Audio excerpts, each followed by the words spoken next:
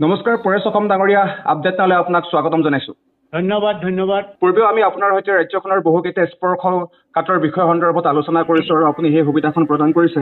আৰু আজিও আন এটা বিষয়ে আপোনাৰ সৈতে আলোচনা কৰিব বিচাৰিছো আৰু আপুনি সময় দিয়াৰ বাবে অশেষ ধন্যবাদ জ্ঞাপন কৰিছো। মহাশয়, শেহতীয়াকৈ ৰাজ্যখনত অসম চুক্তিৰ 6 নং দফা প্ৰতিবেদন কাৰ্যকৰীকৰণ কৰাক লৈ চৰকাৰ আৰু আছৰৰ মাজত এক বৈঠক অনুষ্ঠিত হ'ল। সেই বৈঠকক সেই সন্দৰ্ভত আমি আলোচনা কৰিম, কিন্তু তাৰ পূৰ্বে এটা কথা আমি জানিব বিচাৰিছো যে অসমীয়া কোন সেই সন্দৰ্ভত এক সংজ্ঞা নিৰ্ধাৰণ কৰাক লৈ ৰাজ্যজুৰি এতিয়া চৰ্চা চলিছে। অসম চুক্তি মতে 1951 চনত জন্মগ্ৰহণ কৰাজনেই অসমীয়া বুলি মুখ্যমন্ত্ৰীগৰাকীয়ে কৈছে। ঠিক সমান্তৰালভাৱে অসমীয়াৰ সংজ্ঞাৰ পৰা বৰাক উপত্যকা বাহিৰত আছে। আচলতে প্ৰকৃততে অসমীয়া কোন আপোনাৰ পৰা মই স্পষ্টভাৱে জানিব বিচাৰিছো। কাক আমি অসমীয়া বুলি ক'ব পাৰিম? এতিয়া 1951 চনৰ পাছত অহাবোৰ অসমীয়া নহয় নেকি? ইয়াতে অসমীয়া সংজ্ঞাটো দিয়াৰ আগতে মই অন্য কিছু বিষয়টো উল্লেখ কৰিবলৈ বিচাৰিছো। প্ৰথম কথা হৈছে অসমীয়া এতিয়া আমাৰ ইয়াত চলি আছে আমি অসমীয়া। এখিনিয়ে কৈছে, এছামে কৈ আছে আমি খিলঞ্জীয়া, এখিনিয়ে কৈ আছে আমি থলগিৰি। আমি ক'ৰ পৰা আনিব লাগিব? অসমীয়াটো কেনেকৈ আহিলে বা আৰু থলগিৰিটো কেনেকৈ আহিলে, খিলঞ্জীয়াটো কেনেকৈ আহিলে, এই তিনিটাৰ মাজত এটা মানে মিলাই চাব লাগিব। অসমীয়াটো তাক ক'ম আমি অসমীয়া ভাষাৰ ওপৰত ভিত্তি কৰি আমি অসমীয়া বুলি ক'ম না আমি থলগিৰি বুলি ক'লে আমাৰ বেছি আমি নিজকে সুৰক্ষিত বুলি ভাবিম না আমি খিলঞ্জীয়া বুলি ক'লে আমি সুৰক্ষিত বুলি ভাবিম? এই গোটেই বিষয়বিলাকত আমি মানে চালি জাৰি বহু বছৰ আগতেই আমি থলগিৰি শব্দটো ব্যৱহাৰ কৰিছিলোঁ। থলগিৰি শব্দটো ব্যৱহাৰ কৰি যে জনমানসত ইতিমধ্যে ইয়াৰ বিস্তৰভাৱে ইয়াৰ প্ৰভাৱ পেলাইছে। এতিয়া প্ৰায় টেলিভিশ্যন হওক বা অন্যান্য মিডিয়াবিলাক প্ৰিণ্ট মিডিয়াৰে হওক শব্দটো প্ৰচাৰিত হৈছে। ইয়াৰ থলগিৰিটো এইকাৰণেই কৈছোঁ, থলগিৰিটো ক'বলৈ হ'লে আমি সহজে ক'ব পাৰোঁ যে কোন থলগিৰি কোন খিলঞ্জীয়া। প্ৰকৃততে থলগিৰিটোৱে শুদ্ধ বুলি আমি ভাবোঁ। কোন থলগিৰি বুলি ক'লে যিটো নেকি আমি ৰাষ্ট্ৰসংঘৰ যিটো চনত আছে তাতেই উল্লেখ কৰা আছে যে উপনিৱেশিক শাসক, যে উপনিৱেশিক যিটো শক্তি যিখন দেশত যিটো অঞ্চলত প্ৰৱেশ কৰে তাৰ আগতে যিসকল মানে সেই অঞ্চলৰ জাতি জনগোষ্ঠী বাস কৰি আছিলে স্বাধীনভাৱে সেইসকলে হৈছে থলগিৰি বা খিলঞ্জীয়া। এতিয়া এই গোটেই প্ৰক্ৰিয়াটোক অসমীয়া বুলি কৈ বেলেগ এটা সংজ্ঞা দিব বিচাৰে বা খিলঞ্জীয়া বুলি এটা সংজ্ঞা দি বেলেগভাৱে মানুহক বুজাবলৈ এটা বিভ্ৰান্তিৰ সৃষ্টি কৰি আছে। আৰু তাৰ পৰা আঁতৰি আহিবলৈ হ'লে ভাৰতীয় সংবিধানটো যদি ভাৰতীয় গণতিৰ ভিতৰত যে অসমীয়া সংজ্ঞাটো বিচাৰে তেতিয়াহ'লে কেতিয়াও নাপায়। তেতিয়া সেইটো সদায় জটিলৰ সৃষ্টি হ'ব। ইয়াতে বহু ধৰণৰ বহু ব্যক্তি আহি বিভিন্ন ধৰণৰ তেখেতসকলৰ মত প্ৰকাশ কৰিব। মত প্ৰকাশ কৰি আকৌ বেলেগ এটা দিশৰ পৰা আহিব। এই গোটেই মত বিনিময় কৰোঁতে এটা সংঘাত সৃষ্টি হ'ব। আৰু সেইকাৰণেই কৈছোঁ আমি প্ৰথম কথা হৈছে থলগিৰিৰ পৰা আহিব লাগিব। থলগিৰিৰ পৰা আহিলে আমাৰ অসমীয়া সূত্ৰটো আহিব। অসমীয়াক আমি কি বুলি কেনেকৈ আমি অসমীয়া বুলি ক'ব পাৰোঁ? আমাৰ এই জাতিটো থলগিৰি জাতিটো এটা ভাষা আছে। এটা অকল এটাই নহয়, বহু ভাষা আছে। বিশেষকৈ মেজৰ ভাষাটো হৈছে মানে 1 নম্বৰ ভাষাটোৱে হৈছে আমাৰ অসমৰ অসমীয়া ভাষা। তাৰপিছত সহযোগী ভাষা বড়ো আছে, মিচিং আছে বা অন্যান্য যি কাৰ্বি আছে।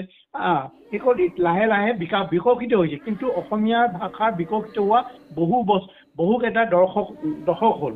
আৰু সেইকাৰণে সৰহসংখ্যক মানুহে অসমীয়া ভাষাৰ বা অসমীয়া ভাষাটো এটা মানে কৈ আহিছে আৰু ইয়াৰ মান্যতা দি আহিছে। সেইটো কাৰণে সেইটো দিশত হয়তো এই অসমীয়া ভাষা যিসকলে আঁকোৱালি ল'ব বা নিজৰ অসমীয়া ভাষাটোকে মাতৃভাষা বুলি কৈছে সেইসকলক অসমীয়া বুলি কোৱাটো কোনো আপত্তি নাই। সেইসকলে নিজৰ অসমীয়া বুলি ক'ব পাৰে। যিসকলে আমাৰ মাতৃভাষাটো নকয় আৰু অন্যান্যটো বাদে এইটো নকওঁ, মাতৃভাষাটো নকয়, যুগ যুগান্তৰ ধৰি আছে, কিন্তু আমাৰ অসমীয়া মাতৃভাষাটো কোৱা নাই। আৰু যিহেতু নেকি এটি আমাৰ উপনিৱেশিক শাসকে লৈ অহা এটা ভাষা সিহঁতি কৈ থাকে। আৰু সেইটো আমাৰ কাৰণে প্ৰয়োজনীয়তা আৰু অসমীয়া বুলি আমি ক'ব নোৱাৰোঁ। যিসকলে ভূমিপুত্ৰসকলে আছে যুগ যুগান্তৰিতে আছে সিহঁতৰ নিজৰ ভাষা আছে সেইটো আমি অসমীয়াটো আমি জাপি দিব নিবিচাৰোঁ সেইকাৰণে সহযোগী হিচাপে যেনেকৈ মিচিঙৰ ভাষা বা বড়োসকলৰ ৰাভাসকলৰ তিৱাসকলৰ যিসকলৰ অসমত জনগোষ্ঠীয় বা একেবাৰে হাজাৰ বছৰীয়া ইতিহাস আছে বুৰঞ্জী আছে সেইসকলৰ লগত আমাৰ কোনো সংঘাত নাই আৰু যিসকলে আকৌ মানে ব্ৰিটিছৰ লগত অহা সেইসকলে ইয়াতে আমাৰ হাৱা পানী ভাষা সংস্কৃতি একেকাৰ হৈ সেইসকলকতো আমি বহু দিনৰ পৰা ন অসমীয়া কৈ আছো হয় নে বাৰু ন অসমীয়া বুলি আমি স্বীকৃতি দি আহিম তেনেকৈ হয়তো হিন্দু মুছলিম ইয়াতে কোনো হিন্দু ধৰ্ম বুলি কথা নাই হিন্দু মুছলিম খ্ৰীষ্ট শিখ বা অন্যান্য যিমান জাতি জনগোষ্ঠী আছে অন্যৰ পৰা আহি আমাৰ ভাষাকে আঁকোৱালি লৈছে অসমৰ ভাষা সংস্কৃতি আঁকোৱালি লৈছে সেই সকলোকো আমি অসমীয়া বুলি কোৱা বা কৰিব পাৰোঁ বা আমি তেনেকৈ আঁকোৱালি লৈছোঁ সেইটো আমাৰ কোনো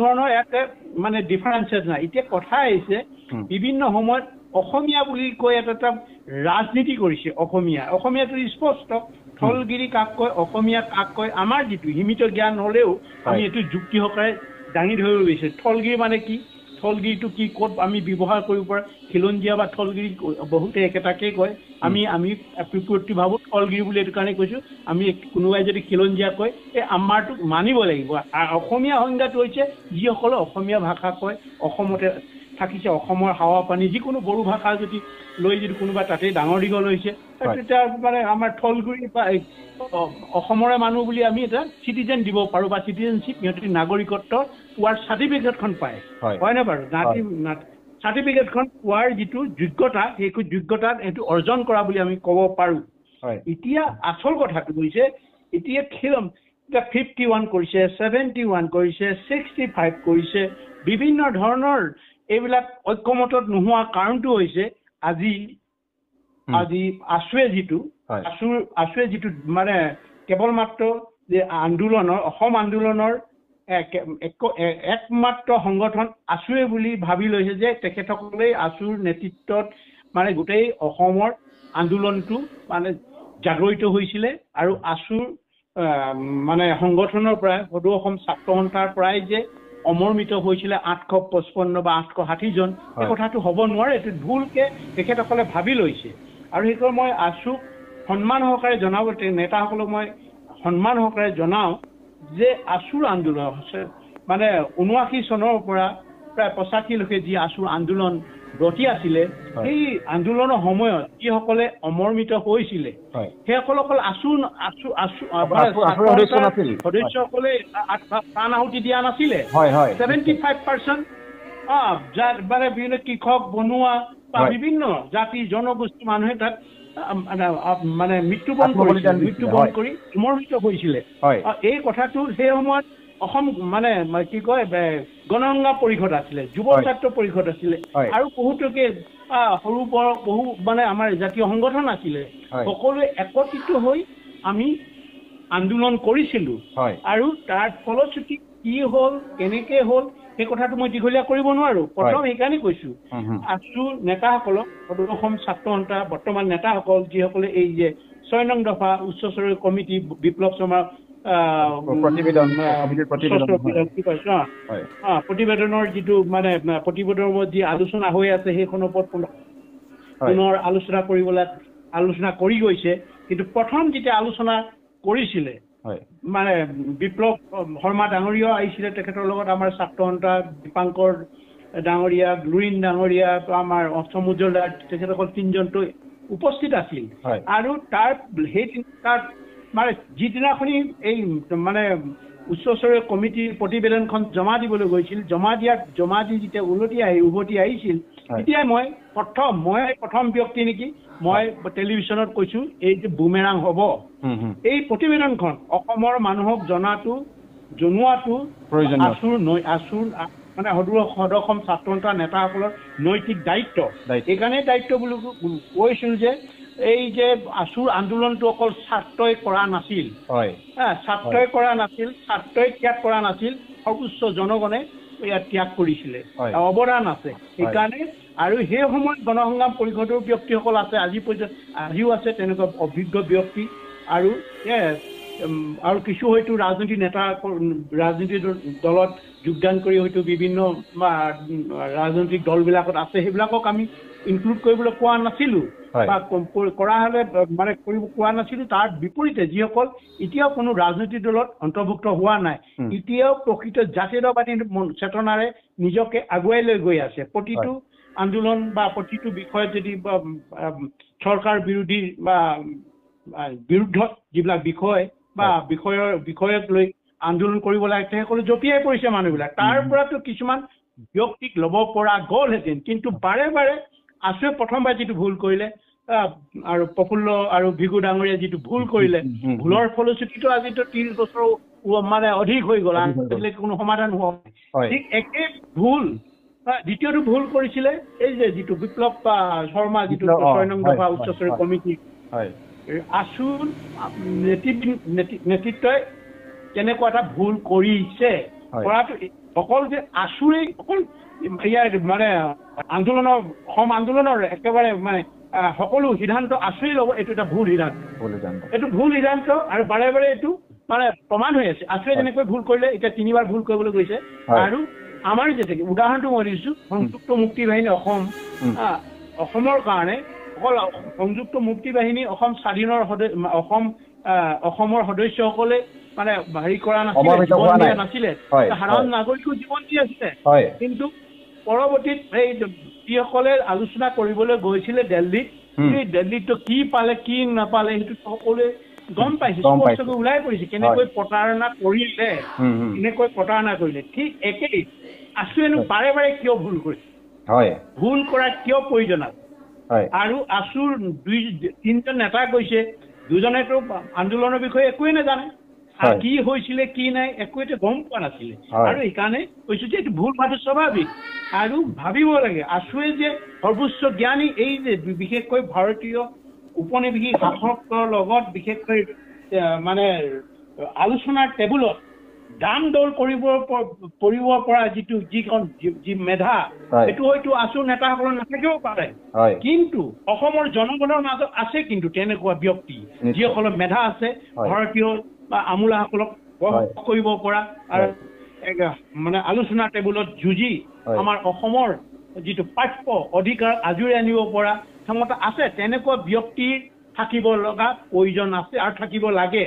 যিহেতু আছুৱে অকল আন্দোলন কৰা নাছিলে, আছুৱে আন্দোলন কৰা নাছিলে অকলে, সমগ্ৰ অসমৰ মানুহে জাতি ধৰ্ম নিৰ্বিশেষে তাৰ বিভিন্ন দল সংগঠনে ইয়াক সমৰ্থন কৰিছিলে, সমৰ্থনে নহয় অগ্ৰণী ভূমিকা লৈছিলে। এই কথাবিলাক আজি আছুৱে পাহৰি গ'লে ভুল হ'ব। আৰু সেইকাৰণে কৈছো প্ৰথম পদক্ষেপটো লৈছে যে ইনক্লুচিভ কৰা নাই, সকলোকে লৈ যিসকলে আন্দোলনৰত অৱস্থাত যিসকল ব্যক্তি আছিলে, সংগঠনৰ নেতা আছিলে বা গণসংগ্ৰাম পৰিষদে হওক, যুৱ ছাত্ৰ পৰিষদে, এই প্ৰতিনিধি থকা প্ৰয়োজন আছে। আৰু অসমৰ এই বিষয়বিলাকৰ লগত য'ত নেকি ৰাজনৈতিকভাৱে মানে এইবিলাক ৰাজনৈতিক বিষয়, এই ৰাজনৈতিক বিষয় যিসকলে সংগ্ৰাম কৰিছে তাৰ লগত জড়িত আছে, সেইসকলেতো মতামত ল'ব লাগিবতো। কিন্তু অকল যে আছুৰ দায়িত্ব বুলি আমি কেতিয়াও মানি ল'ব নোৱাৰো। আছুৱে ভুল কৰিব পাৰে, ভুল নকৰিবৰ কাৰণে সকলোকে ইনক্লুচিভ কৰি এটা সমিতি বনাব লাগে, এটা সজাতি দল যাব লাগে। আৰু এইসকল যে ব্যক্তি চিলেক্টেড কৰি লওক, আমি কাক কৰিবলগীয়া আমি নকওঁ, কোৱাৰ আমি সেইখিনি আমি ইচ্ছতা নেদেখাওঁ। আছুৰ নেতৃত্বই বুজি পোৱা উচিত এই ব্যক্তিসকল এনেকুৱা হ'ব, এই ব্যক্তিক ল'লেহে প্ৰকৃত জাতীয়তাবাদী, জাতিৰ কাৰণে চিন্তা কৰে, তেনেকুৱা ব্যক্তিক আমন্ত্ৰণ জনাব লাগে। আমন্ত্ৰণ জনাই আৰু আলোচনাবিলাকত অন্তৰ্ভুক্ত কৰিব লাগে। অন্তৰ্ভুক্ত কৰিলে ইয়াৰ ৰিজাল্ট নিশ্চয় আহিব, নহ'লে বাৰে বাৰে প্ৰতাৰিত হৈ থাকিব। এইটো এটা মোৰ প্ৰথম কথা। এই প্ৰথম মানে আৰু এটা কথা আছে, আমি দেখিলো কিছুমানে আলোচনা কৰাৰ পিছত আমাৰ বিভিন্ন ধৰণৰ বিশেষকৈ টেলিভিশ্যনৰ পৰ্দাত আমি দেখিছোঁ, টক শ্ব'বিলাকত দেখিছোঁ, মানে সেই আলোচনাৰ ভাগ লোৱা নেতাসকলৰ কথাৰ পৰা কিন্তু এটাই যিবিলাক কথা কৈছে, যিবিলাক শব্দ ব্যৱহাৰ কৰিছে, আমি কিন্তু খুবেই মৰ্মাহত এইকাৰণেই কৈছোঁ। বিশেষকৈ আছুৰ সভাপতিগৰাকীয়ে মই সন্মান সহকাৰে তেখেতক জনাইছোঁ, সন্মান সহকাৰে মোৰ কথাখিনি ব্যক্ত কৰিবলৈ ওলাইছোঁ তেখেতলৈ। এটা কথা কৈছে, dewy और plum skin चाहिए? Make an appointment with this नया এটা কথা কৈছে এই কথাটো খুবেই যদি প্ৰকৃত দেশপ্ৰেমী হয়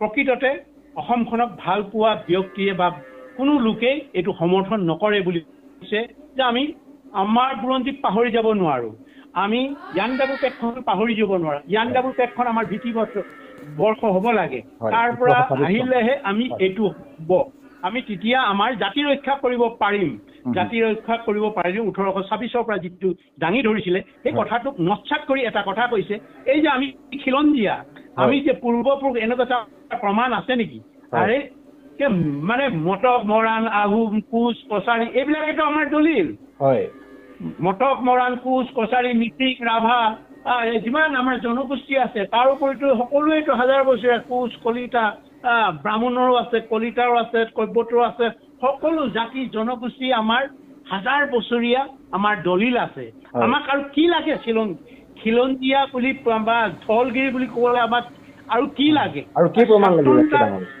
নেতাজনে আৰু এটা ইমান মানে অসমৰ মানুহৰ আমাৰতো হৃদয়ত আঘাত হানিছে এটা কথা কৈছে আমি অতীতক লৈ আমি যদি পুৰণা বুৰঞ্জীক লৈ মানে হেৰি কৰিব বিচাৰো খুচৰি থাকো সেইবিলাক আনিলে আমাৰ মাজে অশান্তি হ'ব কিয় অশান্তি হ'ব সত্য কথাটো ক'বৰ কাৰণে সত্যটো যদি উদ্ঘাটন কৰিবৰ কাৰণে সত্যটোক যদি আমি প্ৰতিষ্ঠিত কৰিবৰ কাৰণে আমি এইটো তাত আকৌ কিহৰ সংঘাত আহিব কিয় বেয়া পাব লাগে কোনে বেয়া পাব হয় পূৰ্ববংগীয় মানে হেৰিয়ে কি কয় মানে ব্যক্তিসকলে বেয়া নাপায় আমাৰ উৎসাহিত হয় সিহঁতৰ প্ৰকৃততে এইসকল মানে প্ৰকৃত মুনাফাই প্ৰকৃত থলগীৰ মানুহ আমি সন্মান কৰাটো আমাৰ নৈতিক দায়িত্ব আছে যিহেতুকে আমি অসমৰ বাসিন্দা আমি মানে যিসকল ভূমিপুত্ৰসকলে যিমান ত্যাগ কৰি গৈছে অসমৰ কাৰণে হাজাৰ হাজাৰ যুগ যুগান্তৰ ধৰি আমাৰ এফালৰ পৰা ত্যাগ কৰি আহি আছে এনেকুৱা এটা বুৰঞ্জীয়ে কৈ আছে এইটোক আৰু সন্মান দিব এজতে মানে সদৌ অসম ছাত্ৰ সন্থাৰ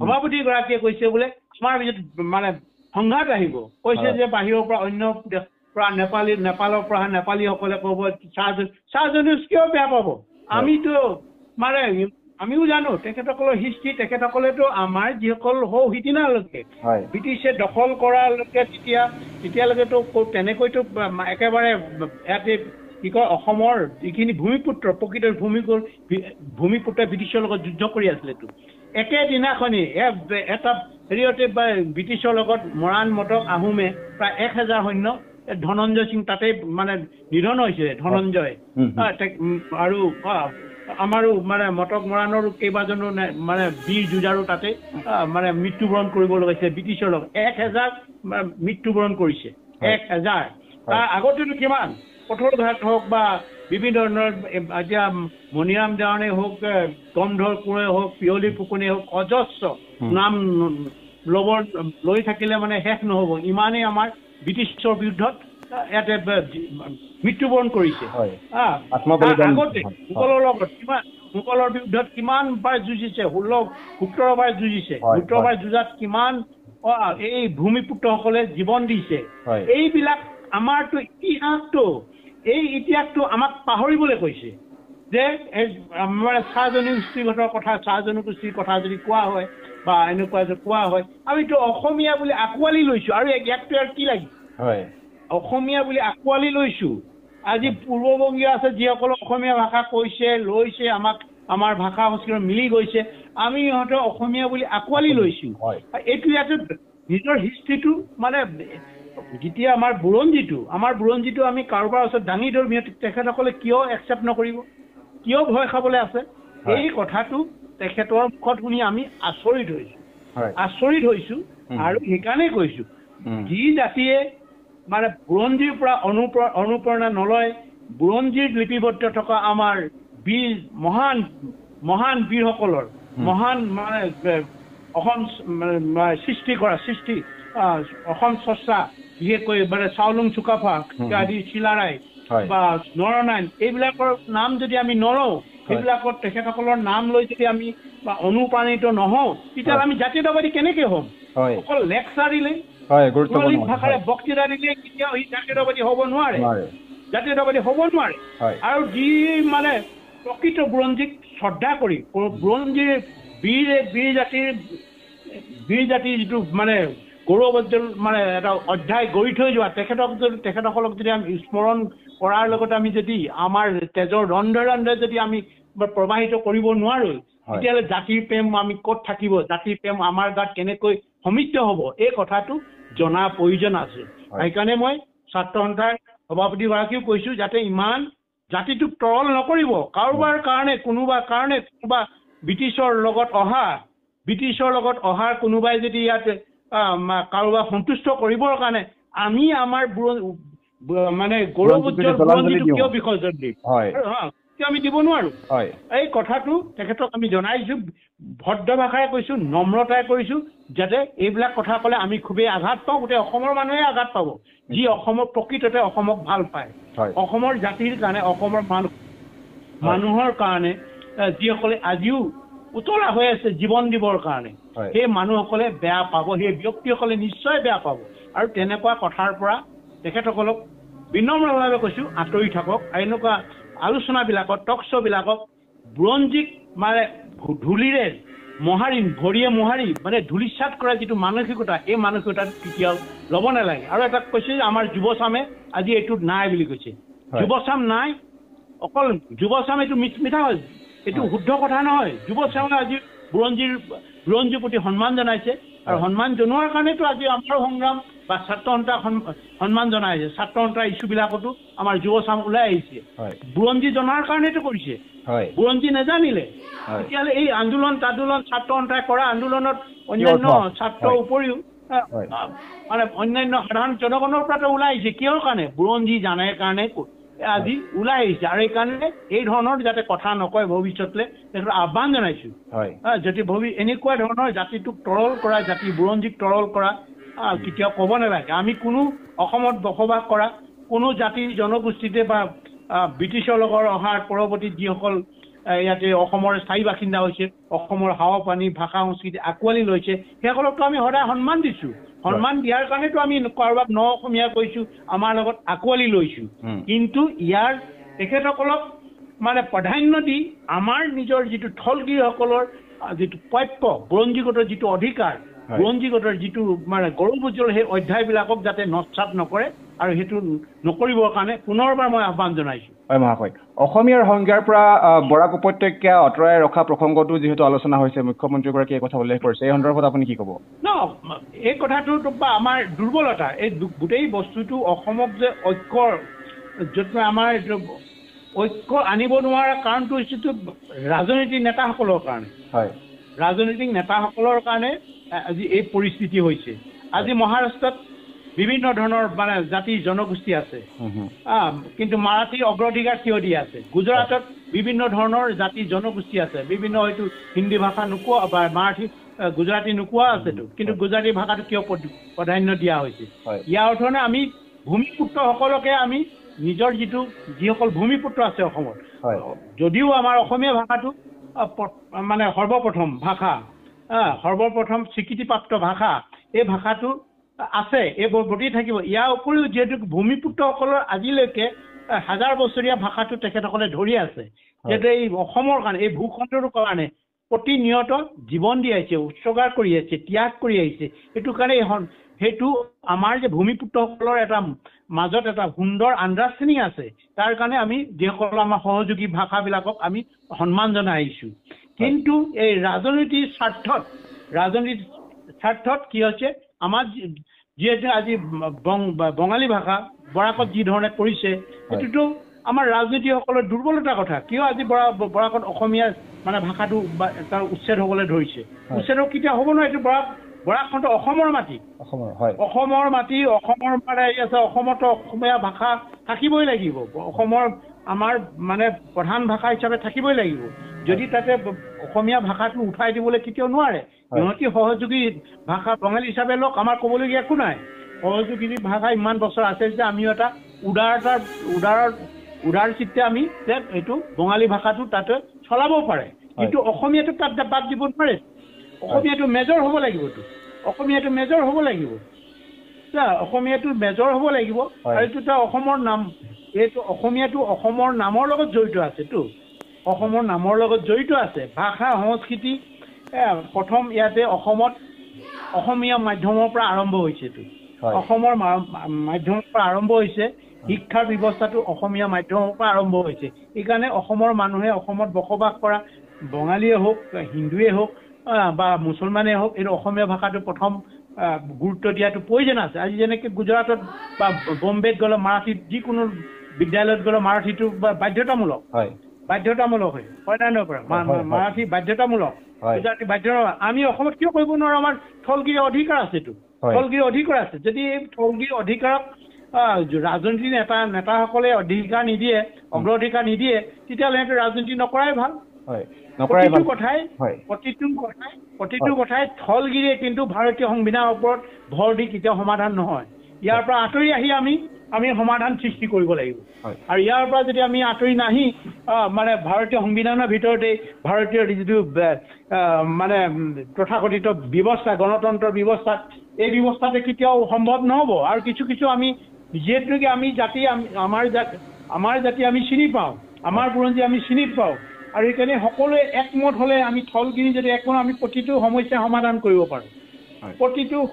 সমাধান কৰিব পাৰোঁ আৰু যিটো ভাষা সংস্কৃতি থাকিবই লাগিব এইটোতো আৰু ৰাজনীতিতে কৈছে যে আজি ভাৰতীয় সংবিধানে কৈছে যে আজি যদি সিহঁতি অসমীয়া মানে অনা অসমীয়া মেজৰিটি হয় বুলি কয় হয় খুৱাই কিহৰ ভয় খুৱাইছে ভাৰতীয় সংবিধানটো লিখা আছে বুলি এইটো ইংলেণ্ডত বঙালী সংখ্যা বা ব্ৰিটিছৰ সংখ্যাতকৈ বাকী ফৰেনাৰ বেছি হৈছে এতিয়া ইংলিছটো বাদ পৰিব নেকি ফ্ৰান্সত আজি যি হৈছে ফ্ৰান্সত বা হেৰিয়েতো বহি ইমিগ্ৰেশ্যনে মানে আজি বহুত হৈ গৈছে সিহঁতি কি ডিমাণ্ড কৰিব পাৰিব নেকি নোৱাৰে এতিয়াও নোৱাৰে এইটো ভয় খোৱা মানে এটা মানুহক এটা মানে এই যে ৰাজনীতি দোহাই দি মানুহক অন্য ফালে নিবলৈ হৈছে ভয় খুৱাই থাকে যে এনেকুৱা হৈছে মাইনৰিটি মেজৰিটি হ'লে যিটো আমাৰ থলগিৰি অধিকাৰটো আহিব য়াংদাপুৰ মানে আগতে ব্ৰিটিছ অহাৰ আগতে উপনিবেশ শাসকগোষ্ঠী অহাৰ আগতে যিসকল ব্যক্তি আছিলে সেইসকলৰ ভইচটো এক হ'ব লাগিব এইটো ইয়াত যিসকলে যিমান আছে জাতি জনগোষ্ঠী এক হ'ব লাগিব এইটো আমাৰ আমাক এতিয়াও আমি মানিব নোৱাৰোঁ আমাৰ এইটো থাকিবই লাগিব পলিটিকেল ৰাইট এইটো থাকিব লাগিব প্ৰতিখন দেশতে আছে আজি ব্ৰিটিছত গ'লে যিসকল মাইগ্ৰেশ্যন কৰি ব্ৰিটিছ চিটিজেনশ্বিপ লৈছে সিহঁতৰ কিন্তু যিবিলাক ফেচিলিটি যিখিনি জাতিগতভাৱে যিখিনি ফেচিলিটি কিন্তু সেই এটা নেটিভ ব্ৰিটিছৰ দৰে নাপায়তো পাই জানো নাপায় এতিয়াও নাপায় আমেৰিকাতো থাকে নেটিভৰ যিবিলাক ভূমিপুত্ৰ বুলি কোৱা হয় আমেৰিকাত সেইসকলতো বেলেগ এটা সুকীয়া আছে জাৰ্মানীতো সুকীয়া আছে ফ্ৰান্সত আছে ইটালীতো আছে ছুইডেন চব পৃথিৱীৰ চব জেগাতে আছে আজি কি মিডিল ইষ্টত কোনোবা মুছলিম দেশত চিটিজেনশ্বিপ পোৱাৰ কাৰণে কি ইকুৱেল ফেচিলিটি পাব নেকি নাপায় ইয়াৰ কাৰণেতো এইটো ক্লাছিফাই পঞ্জীগতভাৱে যিখন দেশৰ কাৰণে এটা জাতিয়ে এইখিনি ভূমিপুত্ৰই মানে হাজাৰ বছৰ জীৱন বলিদান দি বচাইছে অসমখন বচাই ৰাখিছিলে সেইসকলৰ প্ৰথম অধিকাৰ হ'বতো প্ৰথম সা সুবিধা পাবতো কিন্তু নাগৰিকত্ব যিসকল আহিছে এই দেশৰ লগত শ্ৰম দিবলৈ একেকাৰ হৈ মানে দেশখন উন্নতি আগবঢ়াব সেইসকলো যিবিলাক হিউমেন ৰাইটছত বা লেখা পঢ়া স্বাস্থ্য চাকৰি সকলো সুবিধা পাবতো সকলো সুবিধা পাব সেইবিলাক কিন্তু আৰু